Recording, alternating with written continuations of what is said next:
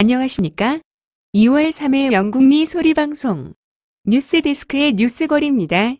오늘 아침의 가장 큰 뉴스는 런던의 중심 지역 스트레점 지역에서 일어난 테러 사건의 용의자를 경찰이 사살한 것이지만 우리 방송의 구독자들에겐 BBC의 로라 쿠센보어그 정치부 기자가 유럽으로 독립한 영국의 입장과 현 상태를 논평한 기사를 저희 방송에서 논평 없이 보도해드리려 합니다.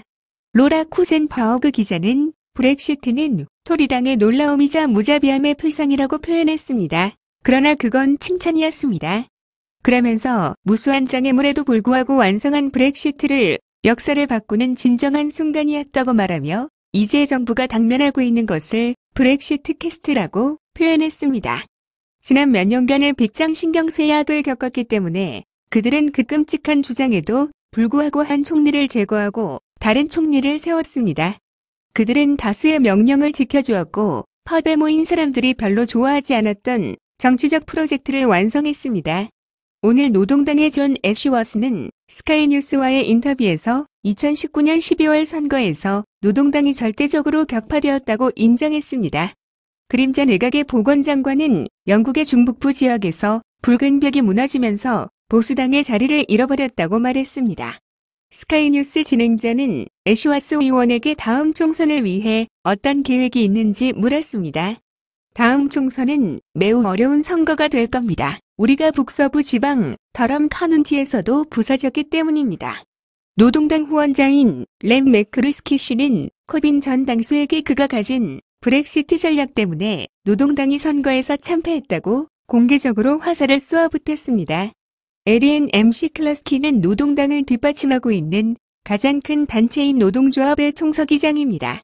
노동당 당수 경선이 진행 중입니다. 4명의 경선자 중에 레베카 롱 베일리가 가장 유력하게 달리고 있습니다. 그녀는 코빈의 동료들이 절대적 지지를 하고 있습니다. 뉴스 진행자 매크루스키 서기장에게 왜 그녀를 지지하는지를 물었습니다.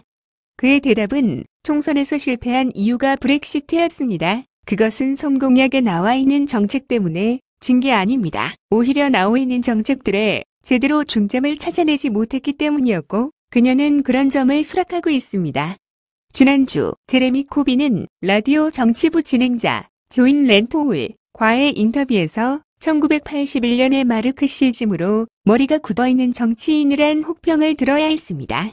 마치 한국의 여당과 집권 세력이 1980년도 386세대들은 낡은 마르크시즘을 주장하며 노조들을 속여서 탄핵을 성공시켰지만 바로 그 노조 세력에서 속았다는 아우성이 들리기 시작하는 현상과 너무 흡사하다고 빅타연 에디터가 설명했습니다. 다음은 북한 인권 관련 기사를 박지현 팀장이 애널라이즈한 내용입니다. 국제인권단체들은 북한의 인권 문제가 비핵화에 눌려 알려지지 않은 것에 대한 우려를 보이면서 국제사회가 북한 인권 개선에 관여를 해야 한다고 밝혔습니다. 지난 몇 년간 비핵화 협상으로 인해 북한의 인권 개선 상황은 주춤거리면서 국제사회의 관심에서 벗어났습니다. 이번에 발표된 국제 앰네스티 보고서는 공개 처형이 다시 진행되고 정치범 수용소가 여전히 운영이 되고 있는 북한의 인권 상황에 대해 국제사회가 더욱 적극적인 활동을 해야 된다는 것입니다.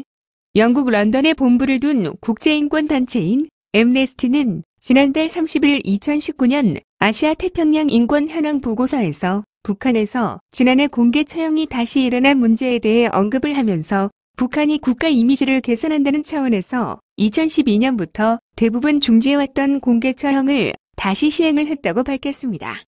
보고서에서 공개 처형 대상은 성폭행, 마약, 미신행위들이며 또한 자의적 체포와 구금 실태 현황에 대해서도 보고서는 지적을 했습니다. 현재 국제사회가 알고 있는 정치범 수용소 4곳은 여전히 운영이 되고 있지만 북한 정부는 정치범 수용소 존재를 거부하고 있다고 밝혔습니다. 현재 북한 정치범 수용소에는 8만에서 12만 정도가 감금되어 있는 것으로 알려져 있으며 감금된 그들은 고문, 강제노역 등으로 가혹한 환경에서 인권 유린을 당하고 있다고 밝혔습니다.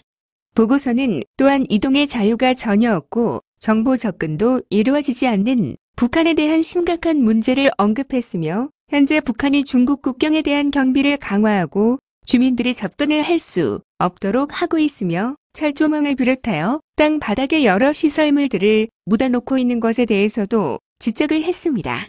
엠네스티는 특히 지난 11월 한국 정부가 북한 선원 2명을 북한으로 강제 송환한 것과 관련해 북한 정부가 선원들 권리 보장하고 그들의 행방을 공개하라고 보고서는 언급을 했습니다. 또한 한국 정부에는 북한 주민들 강제 송환 재발 방지 조치를 취할 것을 요구했습니다. 보고서는 또한 북한 주민들의 외부의 정보는 물론 외부 출판물, 영상들을 볼 경우 노동교화형에 처할 수 있다는 부분도 언급하면서 엠네스티는 북한이 미국, 한국, 중국 정상들과 회담을 통해 비핵화 협상을 이루어갔지만 진전은 거의 이루어지지 않았다면서 각 나라들과의 협상에서 늘 북한 인권 문제는 배제되었다고 보고서는 밝혔습니다.